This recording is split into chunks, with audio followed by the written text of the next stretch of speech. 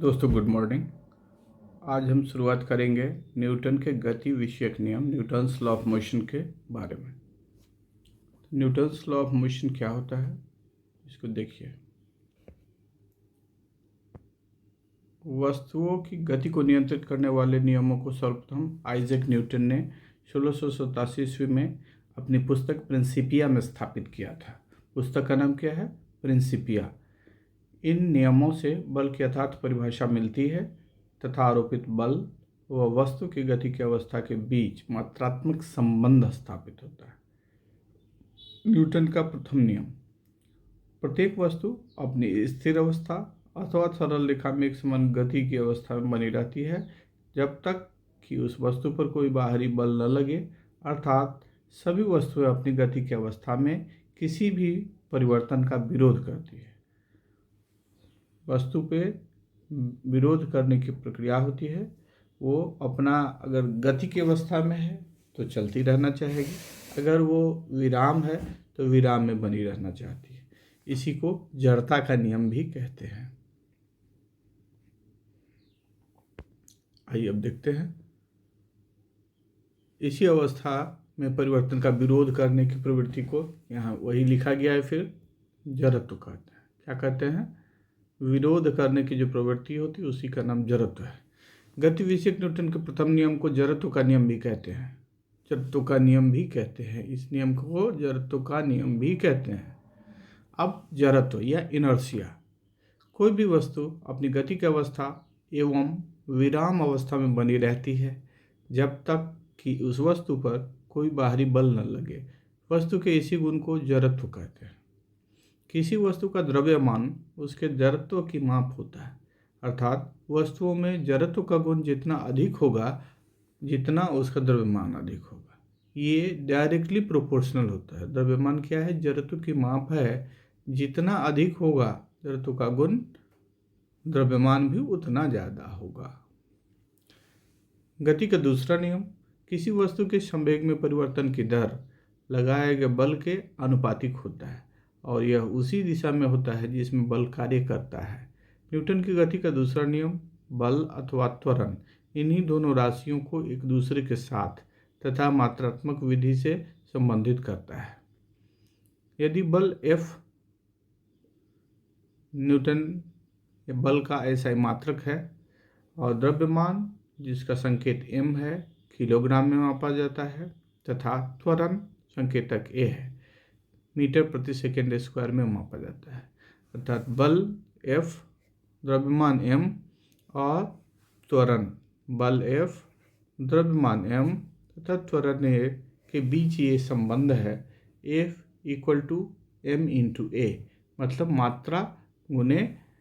मात्रा या द्रव्यमान गुने त्वरण का मान होता है बल के बराबर। न्यूटन का तीसरा नियम Newton's third law of motion: किसी भी क्रिया के लिए ठीक उसके बराबर परंतु विपरीत दिशा में प्रतिक्रिया होती है। जैसे यदि किसी वस्तु पे हम बल लगाएं तो क्या होगा? वो किसी बॉल को अगर हम मारें फर्श में तो बॉल फर्श से टकराती है, उसके बाद फिर ऊपर की ओर उछलती है। क्यों? क्योंकि जितना बल बॉल द्वारा फर्श पे आरोपित किया जाता है उतना ही बल विपरीत दिशा में फर्श बॉल पर लगाती है और बल इसी प्रतिक्रिया बल के परिणाम स्वरूप उछलकर ऊपर की ओर उठता है। अब संवेग: द्रव्यमान और वेग के कारण वस्तुओं में जो विशेष गुण होता है उसे संवेग कहते हैं, अर्थात किसी गतिमान वस्तु का द्रव्यमान तथा वेग के गुणनफल को ही वस्तु का संवेग कहते हैं। संवेग में क्या हो गया? द्रव्यमान और वेग का गुणन, इतना याद रखना है, द्रव्यमान और वेग के गुणन को संवेग कहते हैं। यहाँ लिखा गया है मात्रा किलोग्राम है और इसका मीटर प्रति सेकंड वेग का दोनों का हो गया गुना करने पर न्यूटन सेकंड। आवेग इम्पल्स: जब कोई नियत बल किसी वस्तु पर निश्चित समयांतराल छोटे समयांतराल सामान्यतः उसके लिए कार्य करता है तो बल और समयांतराल के गुणन को उस बल का आवेग कहते हैं। शॉर्ट में आप इसको ऐसे भी लिख सकते हैं जैसे ऊपर परिभाषा लिखी गई है संवेग के लिए, इसी तरह इसको भी लिख सकते हैं F × डेल्टा t। ये हो गया संवेग या इम्पल्स।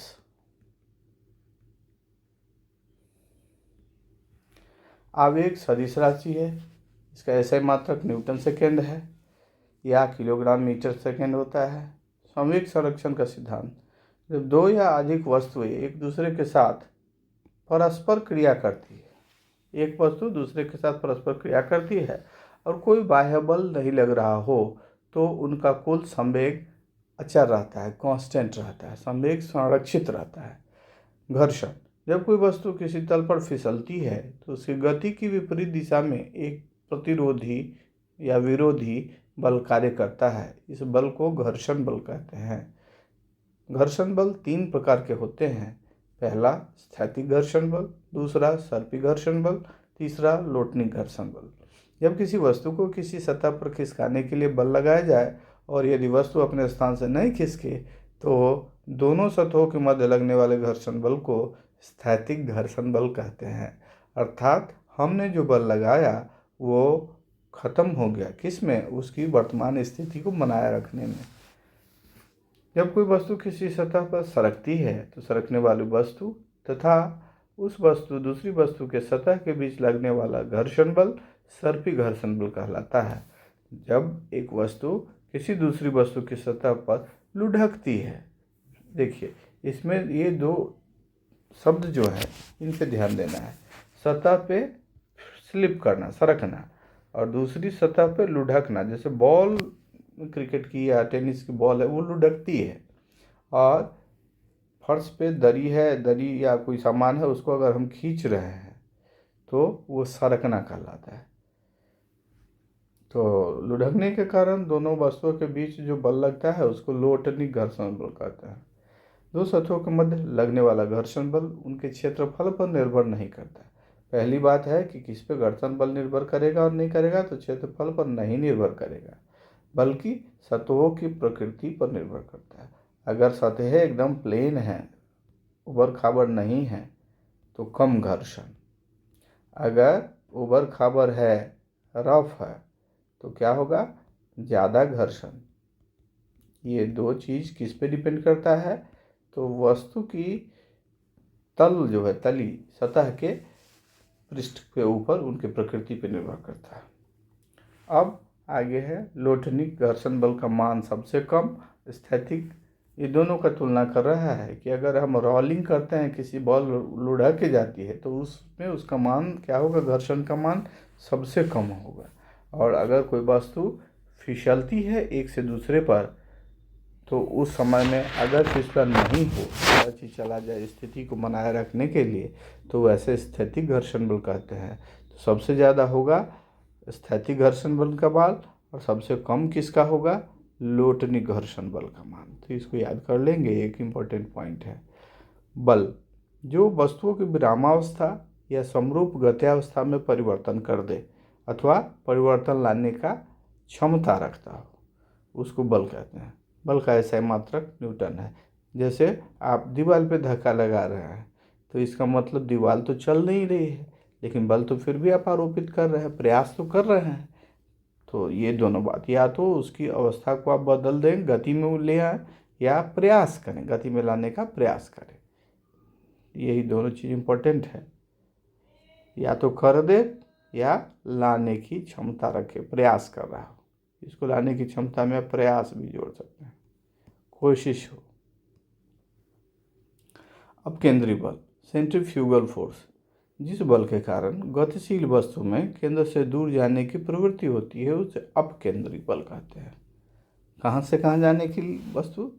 तो आप वस्तु घूम रही है किसी चीज़ के चारों, तो किसी अक्ष या किसी चीज़ के चारों ओर वस्तु का घूर्णन हो रहा है, तो इसमें केंद्र से दूर जाने की प्रवृत्ति को अपकेंद्री बल कहते हैं।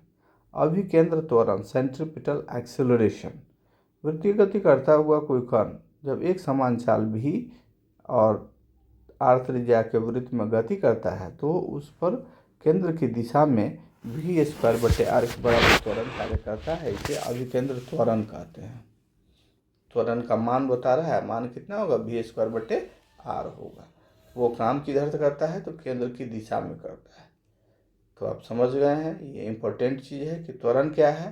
तो v²/r जो है वो त्वरण है, त्वरण। और कार्य का दिशा किधर होगा, तो केंद्र की दिशा की ओर होगा। इस त्वरण का परिमाण तो नियत रहता है, परंतु इसकी दिशा बदलती रहती है। पहले भी हमने कहा था कि ऐसे अगर चक्कर लगा रही है तो यहाँ से केंद्र की दिशा में इसका इस तरफ डायरेक्शन है, केंद्र ये है सेंटर, और अगर विपरीत जगह आ गई है यहाँ तो इस समय केंद्र इधर आ गया तो इसका दिशा बदल गया, विपरीत दिशा हो गया। वस्तु ए में दिशा इस तरफ और वस्तु बी के लिए केंद्र यहाँ है तो इसकी दिशा विपरीत होगी। मौत के कुएं की दीवार पर मोटरसाइकिल चलाना अभिकेंद्री बल का उदाहरण है। इससे उसको इतना बल मिल जाता है कि मोटरसाइकिल सवार दीवार से चिपका रहता है, गिरता नहीं, क्योंकि कुएं के दीवार पर मोटरसाइकिल पर अंदर की ओर एक प्रकार का बल लगता है, अभिकेंद्र बल, और जिस बल के प्रभाव से मोटरसाइकिल सवार गिरने से बच जाता है।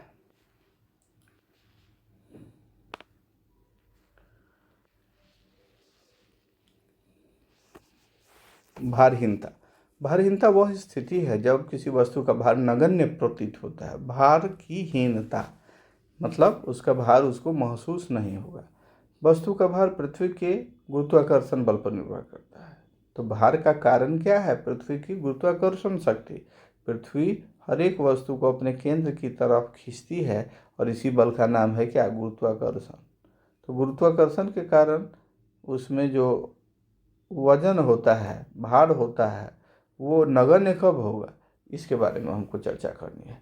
जैसे वस्तु पृथ्वी से दूर होती जाएगी उसके भार में कमी आती जाएगी।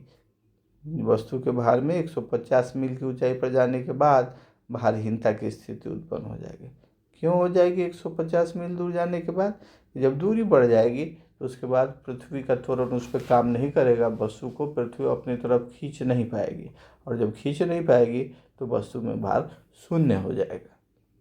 संशक्ति वस्तु के अणु जिस बल से एक दूसरे से जुड़े रहते हैं वह संशक्ति बल कहलाता है।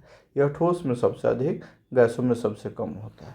ठोस में सबसे अधिक, गैसों में सबसे कम, क्योंकि ठोस के कण जो है संशक्ति वो है जो वस्तु का अणु, एक अणु दूसरे को, जैसे जल है तो जल का अणु जल को जैसे खींचता है, वो संशक्ति हो गया।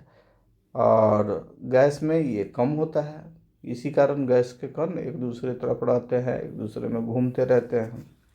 विद्युत चुंबकीय बल, इलेक्ट्रोमैग्नेटिक फोर्स। विद्युत चुंबकीय बल गुरुत्वाकर्षण बल से 10 पर पावर 38 गुना अधिक होता है। कितना अधिक होता है? 10 पर पावर 38 गुना। यह बल दो प्रकार का होता है, स्थिर विद्युत बल और चुंबकीय बल, इलेक्ट्रोस्टैटिक फोर्स और मैग्नेटिक फोर्स।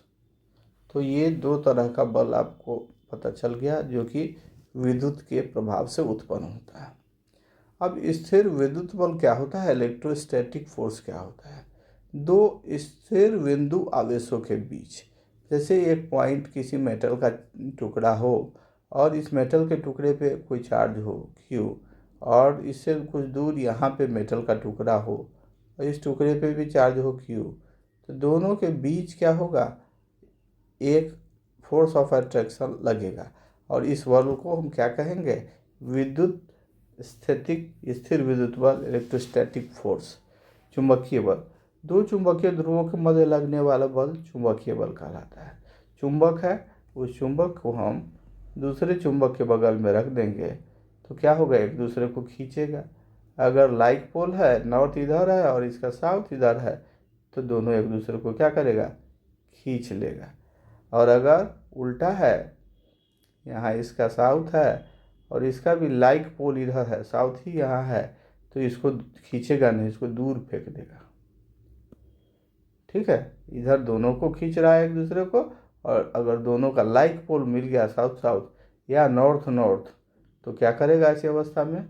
ये दूर फेंक देगा। अब अगला है गुरुत्वाकर्षण, ग्रेविटेशन। गुरुत्वाकर्षण बल, तो कोई भी दो वस्तु जो है वो एक दूसरे को अपनी ओर आकर्षित करती है, हमेशा बल लगाकर एक दूसरे को खींचती है, और इसी आकर्षण बल को गुरुत्वाकर्षण बल कहते हैं। इसी कारण पृथ्वी किसी भी वस्तु को अपनी ओर खींचती है। पृथ्वी द्वारा लगाए जाने वाले गुरुत्वाकर्षण बल को गुरुत्व बल कहते हैं।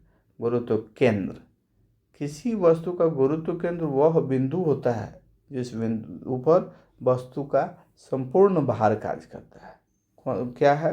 तो वस्तु मान लीजिए कैसी भी हो, ऐसे कोई भी वस्तु है, तो उस वस्तु ऐसे करके कोई वस्तु है, उसका भार यहाँ पे केंद्रित है, तो ये हो गया इसका सेंटर ऑफ ग्रेविटी, गुरुत्व केंद्र। क्या हो गया? गुरुत्व केंद्र कहेंगे इसको। जनरली मनुष्य जो है, तो मनुष्य का कहाँ होता है गुरुत्व केंद्र? नाभिक में होता है। सेंटर ऑफ ग्रेविटी जो है नाभि होता है, नाभि, ये ध्यान रखेंगे। तो इसी तरह वो होता है जहाँ उसका पूरा भार केंद्रित होता है, संपूर्ण भार वहीं पे काम करता है। गुरुत्व केंद्र वस्तु के वास्तविक पदार्थ के बाहर भी हो सकता है।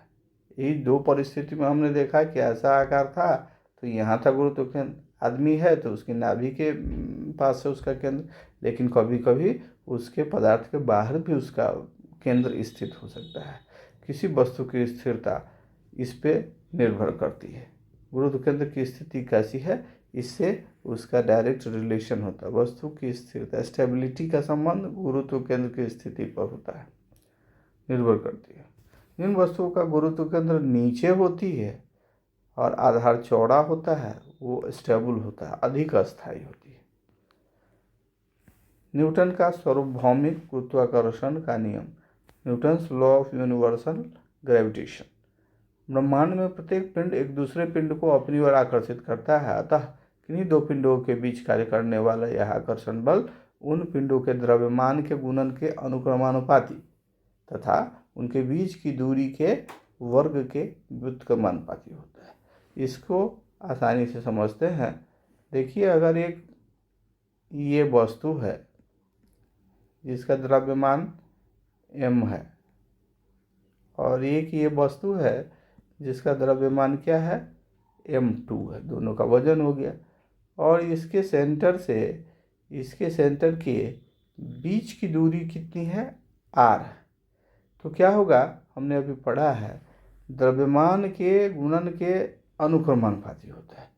ये फोर्स जो होगा ये अनुक्रमानुपाती होगा, m1 और m2 का जो गुना कर देंगे गुणन के समानुपाती, अनुक्रमानुपाती, और बीच की दूरी जो है उसके वर्ग के व्युत्क्रमानुपाती होती है।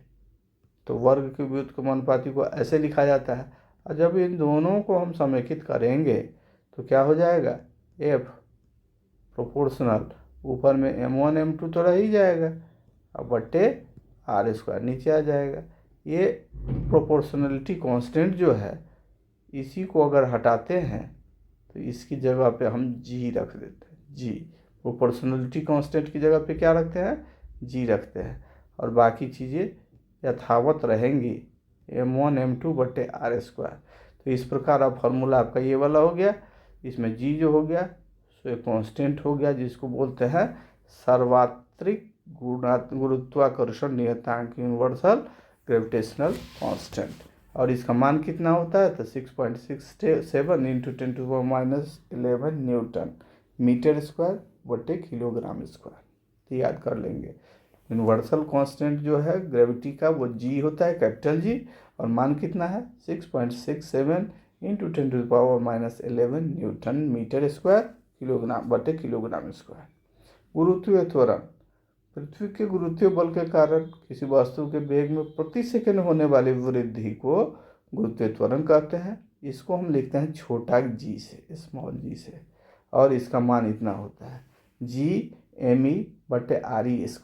यहाँ e जो है ये अर्थ के लिए लगा दिया गया है, e जो है सो अर्थ के लिए लगा दिया गया है। इस प्रकार आप देख रहे हैं कि ये फार्मूला हो गया g का, g बराबर G_me/re का स्क्वायर।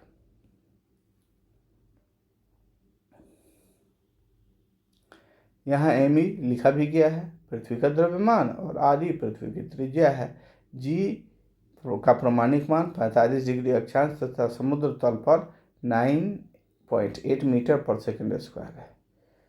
इसका एक अन्य मात्रक न्यूटन पर किलोग्राम भी है, क्योंकि पृथ्वी द्वारा मात्रक द्रव्यमान पर आरोपित बल भी g के बराबर होता है। कुछ नियमित वस्तुओं के गुरुत्व केंद्र, अगर वस्तु का शेप रेगुलर है, नियमित है, जैसे एक समान छड़ है, तो कहाँ होगा, अक्ष के मध्य बिंदु पे होगा, बीचों बीच होगा। त्रिभुजाकार ठोस है तो जहाँ माध्यिकाएँ काटेंगी वहाँ होगा। और अगर वर्गाकार या आयताकार है तो विकर्णों का कटान बिंदु होगा। वृत्ताकार पटल है तो वृत्त का केंद्र होगा। आप आराम से इसको समझ सकते हैं। ऐसा छड़ है तो आकृति का मध्य बिंदु हो जाएगा। और त्रिभुजाकार ठोस ऐसे त्रिभुज है तो माध्यिका ऐसे ऐसे इसकी काटती है, ये हो जाएगा जी। और अगर वर्गाकार है ऐसे करके बराबर है तो ऐसे एक विकर्ण कटा दूसरा कटा, ये हो जाएगा, ये पॉइंट हो जाएगा आपका जी। ठीक है, तो यहाँ ये हो गया। अब वृत्त है तो वृत्त में तो आप जानते हैं सेंटर होता है, इसी को जी कहते हैं। तो ये इसको आप समझ गए होंगे, आशा है। अब आगे बढ़ते हैं।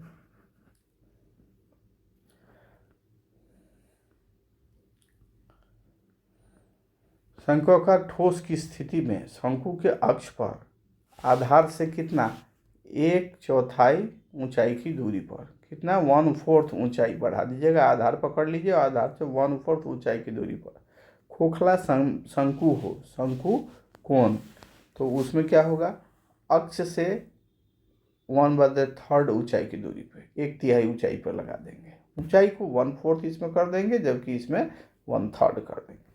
शंकु और खोखला शंकु दोनों में थोड़ा सा फर्क है, उसको देख लीजिएगा। एक तो ठोस हुआ और ये खोखला शंकु हो गया, मतलब केवल आवरण होगा, कुछ भरा हुआ नहीं होगा। इसमें शंकु है, खाली है। और ये जो शंकु हो जाएगा ऐसे करके, इस शंकु में पूरा मटेरियल भरा हुआ, ठोस हो गया, पूरा भरा हुआ। तो इसमें भरा हुआ है तो 1/4 पे ही हो जाएगा, और अगर खाली है तो 1/3 पे हो जाएगा। सॉरी, इसको आप ऐसे नहीं समझिए, आप उल्टा कर लेंगे, ऐसा नहीं, उल्टा सेट हो गया। समझने के लिए है तो उल्टा हो जाएगा, इसको ऐसे समझिए।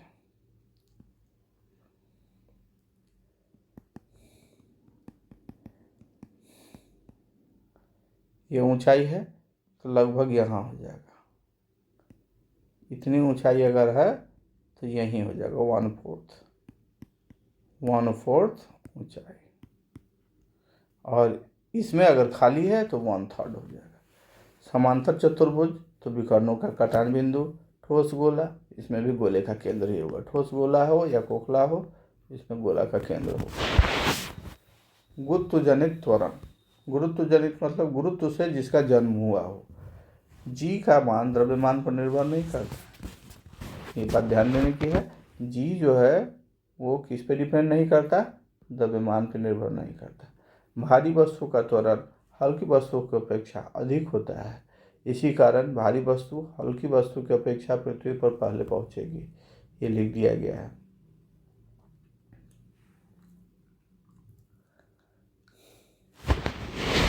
जी के मान में परिवर्तन, जी का मान विषुवत रेखा पर न्यूनतम होता है और ध्रुवों के बढ़ने पर इसका मान अधिकतम होता है। तो आप इसको समझ सकते हैं। नॉर्थ पोल और साउथ पोल जो होगा पृथ्वी का, उस पर कैसा हो जाएगा, ये आपका नॉर्थ पोल हो गया और ये हो गया साउथ पोल। तो नॉर्थ पोल और साउथ पोल पे क्या होगा, अधिकतम होगा, जबकि विषुवत रेखा जो हो गया ऐसे करके तो इस रेखा पे न्यूनतम हो जाएगा।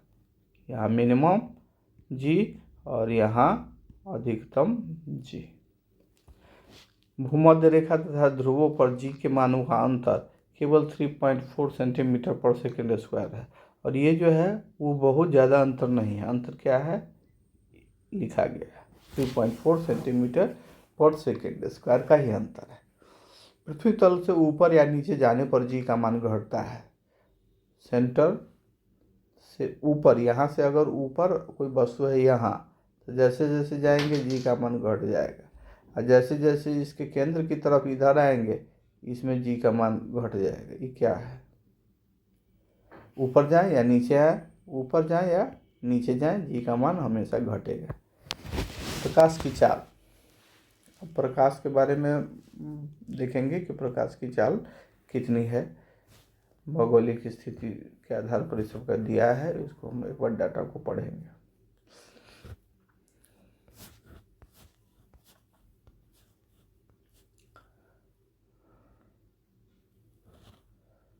ठीक, छोटा कर लेते हैं, पेड़ एडजस्ट हो जाएगा। प्रकाश की चाल, इसको C से निरूपित करते हैं। प्रकाश की चाल को किस चीज़ से निरूपित करते हैं? C से निरूपित करते हैं। और ये 3 × 10⁸ मीटर पर सेकेंड है। मानक गुरुत्वीय त्वरण G, गुरुत्वीय त्वरण स्मॉल g 9.8 मीटर पर सेकेंड स्क्वायर। गुरुत्वीय नियतांक, आपको छोटा लग रहा होगा तो बड़ा कर लीजिए, इसको बड़ा कर देते हैं। हाँ ठीक है दोस्तों, तो गुरु प्रकाश की चाल C से व्यक्त करते हैं, स्मॉल c, और ये हो गया 3 × 10⁸ मीटर पर सेकेंड। मानक गुरुत्वीय त्वरण स्मॉल g 9.8 मीटर पर सेकेंड स्क्वायर। गुरुत्वीय त्वरांक g हो, गुरुत्वीय नियतांक जो होता है ग्रेविटेशनल कांस्टेंट, ये g होता है कैपिटल 6.67 × 10⁻11 न्यूटन मीटर पर किलोग्राम। इलेक्ट्रॉन का द्रव्यमान, इलेक्ट्रॉन प्रोटॉन न्यूट्रॉन जो है सो बहुत छोटे छोटे कण हैं और इनको परमाणविक कण कहते हैं, स्वतंत्र होते हैं ये।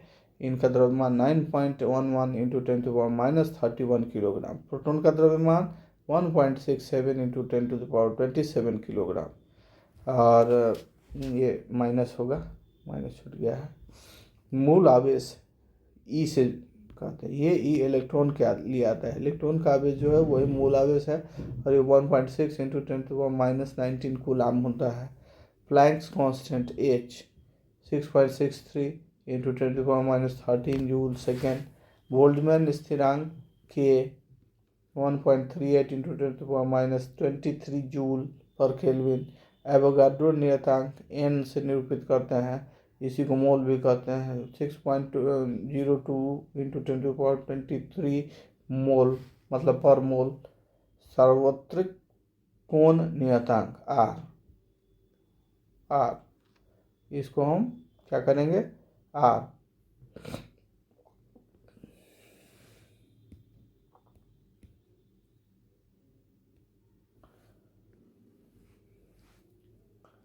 लीजिए R 8.31 जूल पर मोल केल्विन। विद्युतशीलता नियतांक EO 8.85 × 10⁻12 फैराड पर metre. Electron volt EV 1.6 × 10⁻19 joule. पृथ्वी का औसत घनत्व 5.97 × 10⁻3 किलोग्राम पर मीटर क्यूब। पृथ्वी की त्रिज्या 6.38 × 10⁻6 मीटर। पृथ्वी का द्रव्यमान 5.97, ये पृथ्वी के द्रव्यमान और त्रिज्या के बारे में जानकारी है। 5.97 × 10⁻24 किलोग्राम। पृथ्वी से चंद्रमा की माध्य दूरी 3.84 × 10⁸ मीटर। मानक वायुमंडलीय दाब, जो हमारे वायुमंडल का दाब है पृथ्वी पर, ये 1.01 मतलब लगभग 1 × 10⁵ पास्कल। जल का घनत्व, तो ये भी 1 × 10⁻3 किलोग्राम पर मीटर क्यूब। जल का अपवर्तनांक, अपवर्तनांक होता है जो किसी चीज़ में प्रकाश जाएगी तो कहाँ जाएगी, सीधे वैसी दिशा में जाएगी या लंब की ओर मुड़ जाएगी। तो अगर ठोस है तो अंदर मुड़ जाएगी, जाना चाहिए ऐसे लेकिन जाएगी ऐसे। तो इसी घटना को अपवर्तनांक कहते हैं। तो जल में जाने पर क्या होगा, अपवर्तनांक कितना है? जल की विशिष्ट ऊष्मा 4.18 × 10⁻3 जूल पर किलोग्राम। तो अपवर्तनांक जो है वो जाना चाहिए जैसे सीधी राशि, तो ये अनुपात है इसका और इसका अनुपात है, इसीलिए इसका कोई मीटर मात्रक मीटर किलो कुछ भी नहीं दिया गया।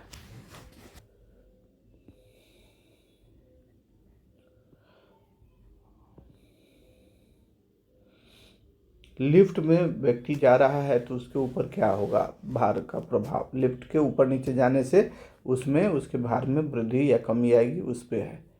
जब लिफ्ट ऊपर जाती है तो लिफ्ट में बैठा या खड़ा व्यक्ति का भार बढ़ा हुआ प्रतीत होता है। जब लिफ्ट नीचे आती है तो लिफ्ट के बैठे व्यक्ति का आभासी भार घटा हुआ महसूस होता है। लिफ्ट एक समान वेग से ऊपर या नीचे जाती है तो वस्तु के भार में कोई परिवर्तन नहीं आता। एक समान वेग से चलेगा तो कोई परिवर्तन नहीं आएगा, इतना आप जान रहे हैं। कोई परिवर्तन नहीं आएगा। लेकिन अगर लिफ्ट नीचे आती है या ऊपर जाती है तो क्या होगा, उसमें भार में कमी आएगी और लिफ्ट की डोरी टूट जाएगा। मतलब पृथ्वी जिस भार से खींच रहा है उस भार से चला आएगा लिफ्ट नीचे, तो बैठे व्यक्ति का भार क्या हो जाएगा, शून्य हो जाएगा, क्योंकि वो तो अब गिर रहा है, जी का मान उस पर काम नहीं कर रहा है, वो फ्री फॉल हो गया।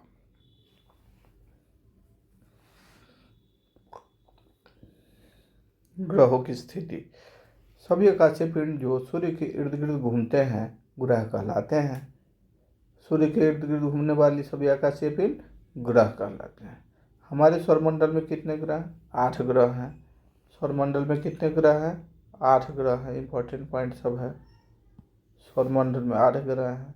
सूर्य से बढ़ते क्रम के अनुसार, मतलब सूर्य से नज़दीक वाला हम पहले लिए हैं और जैसे जैसे दूर जाएंगे उनकी दूरी बढ़ती जाएगी, वो सबसे अंत में। तो सबसे नज़दीक है बुध, सबसे दूर है नेपच्यून, बुध के बाद अगला नंबर शुक्र, और पृथ्वी हमारी है सो 3rd पोजीशन पे आती है, 3rd पोजीशन पे। पृथ्वी के बाद वाले हैं मंगल, बृहस्पति, शनि, यूरेनस, नेपच्यून। बुध जो है सो सबसे समीप है और नेपच्यून सबसे दूर है। ग्रहों की गति का विस्तृत अध्ययन जॉन केपलर ने किया। ग्रहों के गति के बारे में बताया जॉन केपलर ने, और उन्होंने कितने नियम प्रतिपादित किए? 3। तो प्रथम नियम क्या है? ग्रह सूर्य के चारों ओर एक दीर्घवृत्ताकार कक्षा में परिक्रमा करता है। ये वृत्त तो ऐसा होता है, आप जान रहे हैं कि बराबर हर जगह की दूरी क्या है, बराबर है। साइकिल का जो चक्का आप देखते हैं वो वृत्त हो गया, सर्कुलर हो गया, हर स्पोक बराबर है चारों तरफ। लेकिन अगर ये ऐसा कुछ पाथ हो जाए, अंडाकार पाथ, तो इसको हम इलिप्टिकल पाथ बोलते हैं, दीर्घवृत्ताकार पाथ। क्या बोलते हैं? दीर्घवृत्ताकार।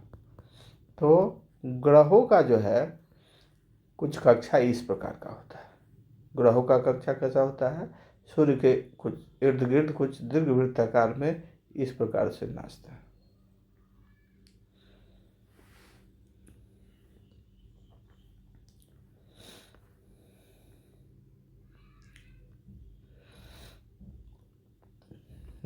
गुरुत्वानुवर्तन, इसका नाम से यह स्पष्ट है, गुरुत्व के हिसाब से बिहेव करना। तो पृथ्वी में जब किसी बीज को लगाया जाता है, पृथ्वी में बीजारोपण के समय बीज किसी भी स्थिति में कैसे नहीं हो, ऊपर की तरफ लगा दे या नीचे की तरफ लगा दे, जड़ हमेशा कहाँ जाएगा? जड़ उसका कहाँ जाएगा? तो पृथ्वी की दिशा में जाएगा। और उसका जो नया पत्ता होता है उसमें से अंकुरित निकलेगा, वो कहाँ जाएगा? वो ऊपर की दिशा में जाएगा। तो इसी मतलब गुरुत्वाकर्षण के अनुसार जड़ का बढ़ना जो है वही गुरुत्वानुवर्तन है। पलायन वेग, इसके वेलोसिटी, किसी वस्तु को पृथ्वी के गुरुत्वाकर्षण क्षेत्र से बाहर ले जाने के लिए एवं अंतरिक्ष में प्रेषित करने के लिए जिस वेग की आवश्यकता होती है उसे पलायन वेग कहते हैं। 11.2 किलोमीटर प्रति सेकेंड ये किसके लिए है? पृथ्वी के लिए है। अगर इस वेग से किसी वस्तु को छोड़ा जाए पृथ्वी से तो वो कहाँ हो जाएगा? पृथ्वी के बाहर चली जाएगी। इतना गति से फेंक दें तो वो वस्तु पृथ्वी से बाहर चली जाएगी, वापस लौट कर नहीं आने वाली। यदि पृथ्वी तल से किसी वस्तु को 11.2 किलोमीटर प्रति सेकेंड या इससे अधिक वेग से ऊपर फेंकते हैं तो वह वस्तु पृथ्वी की तल पर वापस नहीं आएगी, लिखा भी हुआ है।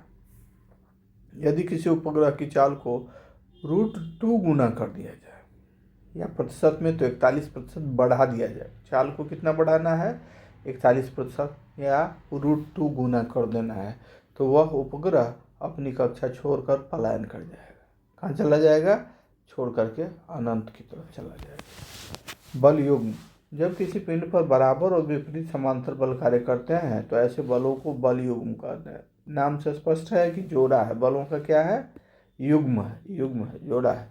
तो किसी पिंड पर बराबर भी हो और विपरीत दोनों दिशा में समांतर बल कार्य करते हैं तो ऐसे बलों को बल युग्म कहते हैं, बलों का जोड़ा कहते हैं। इन दोनों बलों की क्रिया की दिशा अलग अलग होनी चाहिए। कैसा होना चाहिए? दोनों एक दिशा में नहीं होना चाहिए, बराबर और विपरीत होना चाहिए, उनको बल युग्म कहेंगे। कुछ इधर आप देखिए, और इसके मात्रक वगैरह दिए गए हैं, गुप्त ऊष्मा वगैरह का। वर्ग गुप्त ऊष्मा कितनी होती है? तो 80 किलो कैलोरी होता है पर किलोग्राम। 1 किलोग्राम में पिघलने के लिए इतना चाहिए। या 3.34 इंटू 10⁵ जूल पर किलोग्राम होती है। इतना एनर्जी 1 किलो को दे दिया जाए तो बर्फ़ पिघल जाएगी। भाप की गुरुत्व ऊष्मा मतलब 539 किलो कैलोरी प्रति किलोग्राम या 2.25 इंटू 10⁶ जूल प्रति किलोग्राम। वायु का घनत्व NTP normal temperature and pressure पर वायु का क्या नाप रहा है, घनत्व नाप रहा है, तो घनत्व आएगा 1.29 किलोग्राम पर मीटर क्यूब। NTP पर वायु में ध्वनि की चाल कितनी है, जो 332 पाते हैं वो स्टैंडर्ड कंडीशन में नॉर्मल टेम्परेचर प्रेशर पे वायु में ध्वनि की चाल कितनी है, तो 332 मीटर पर सेकेंड है। 0 डिग्री पर जल में ध्वनि की चाल, ये जल में है, जल में कब जल का टेम्परेचर कितना हो, 0 डिग्री हो तो 1440 मीटर प्रति सेकेंड होगा। एक प्रकाश वर्ग 10⁻13 किलोमीटर, एक अश्वशक्ति 746 वाट, 1 किलोवाट घंटा 3.6 इंटू 10⁶ जूल। वायु का घनत्व 1.3 किलोग्राम पर centi second, 1 calorie 4.2 joule, 1 kilogram भार 9.8 न्यूटन। तो ये कुछ मात्रक हमको दिया गया है, उनका कितना कितना वैल्यू है। आगे बढ़ते हैं। 1 किलोग्राम भार 9.8 न्यूटन, 1 मेगा भार 10⁶ ओम। यहाँ कुछ दिक्कत हो गया, भार नहीं आना चाहिए, ये जो भी होगा। 1 मेगा को 10⁻6 से हम डिनोट करते हैं, मेगा मतलब 10.6। अब आगे क्या है, ये प्रतिरोध वगैरह कुछ होता तब हम ओम लगाते, तो यहाँ कुछ कंफ्यूजन है। 1 माइक्रो एम्पियर 10⁻6 ओम, मेगा का उल्टा आप माइक्रो याद कर लेंगे, 10⁻6 तो मेगा, 10⁻6 तो माइक्रो, ये ठीक है। धारा है तो ओम एम्पियर ओम। ये गॉस 10⁻4 टेस्ला। बर्फ की विशिष्ट ऊष्मा 0.5 कैलोरी पर ग्राम पर सेल्सियस। जल का क्वथनांक 100 डिग्री C 1 एंगस्ट्रॉम 10⁻10 मीटर। कार्य की विशिष्ट ऊष्मा 0.03 किलो कैलोरी पर किलोग्राम पर डिग्री सेल्सियस। स्टील के लिए ताप -770 C। स्टील के लिए ताप कितना होगा, 770, माइनस नहीं होना चाहिए, ये 770 होगा स्टील के लिए ताप। देख लेते हैं इसको।